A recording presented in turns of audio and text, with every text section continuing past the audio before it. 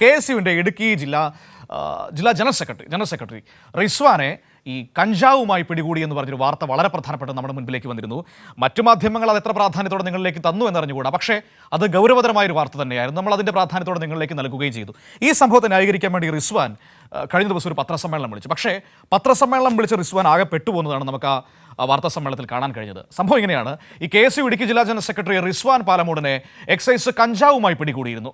തന്നെ രാഷ്ട്രീയ പ്രേരിതമായാണ് അറസ്റ്റ് ചെയ്തത് എന്ന് ആരോപിച്ച് നടത്തിയ പത്രസമ്മേളനം റിസ്വാനെ കൂടുതൽ വെട്ടിലാക്കിയിരിക്കുകയാണ്. നമുക്കത് കണ്ടു നോക്കാം.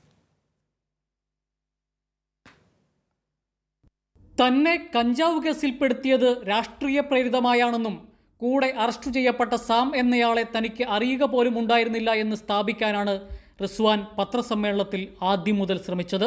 സാമായിട്ട് എനിക്ക് പരിചയമില്ല. എനിക്ക് സാമായിട്ട് ഒരു രീതിക്കുള്ള മുൻപരിചയമോ കാര്യങ്ങളോ ഒന്നുമില്ല. എന്നാൽ ഒരു പരിചയവും ഇല്ലായിരുന്നു എന്ന് പറയുന്ന സാമും മൂന്നാമതൊരാളും കൂടി ദിവസങ്ങൾ നീണ്ടുനിന്ന അന്തർ സംസ്ഥാന ടൂറിന് ശേഷം തിരിച്ചു വന്ന വഴിക്കാണ് എക്സൈസിന്റെ പിടിവീണത് എന്ന് റിസ്വാൻ തന്നെ സമ്മതിക്കുന്നു. പാൽപ്പാറ, പൊള്ളാച്ചി, അതിരപ്പള്ളി പോയിട്ട് വന്ന് അന്ന് രാത്രി, അന്നൊരു 8 മണി സമയത്ത് ഞങ്ങൾ ഇവിടെ തിരിച്ചു വന്നു. ഒരു 9:30 സമയത്താണ് ഈ പ്രശ്നം ഉണ്ടാവുക. ഇതിനിടയിൽ സാമിന്റെ കയ്യിൽ നിന്നാണ് കഞ്ചാവ് പിടിച്ചത് എന്ന് കുറ്റം ഏറ്റെടുക്കാൻ സാമിനെ റിസ്വാൻ നിർബന്ധിക്കുന്ന കോൾ റെക്കോർഡ് കൈരളി ന്യൂസിന് ലഭിച്ചിരുന്നു. അങ്ങനെ ആക്കുന്നത് അത് എനിക്കല്ല പല വരിക.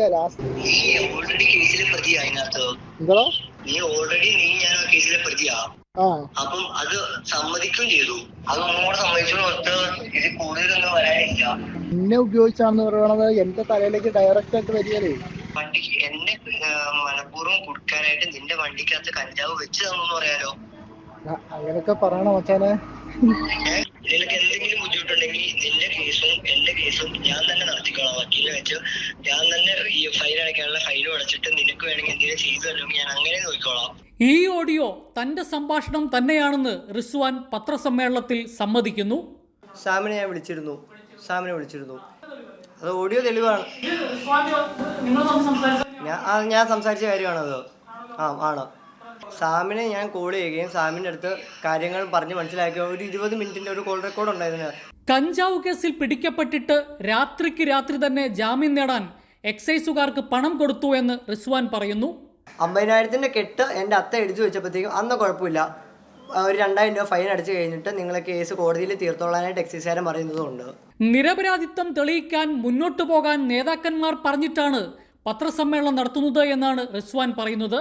ആരുടെ ഉപദേശമാണെങ്കിലും ഈ പത്രസമ്മേളനം KSU ഇടുക്കി ജില്ലാ ജനറൽ സെക്രട്ടറിയെ കൂടുതൽ വെട്ടിലാക്കിയിരിക്കുകയാണ്. കൈരളി ന്യൂസ്, ഇടുക്കി.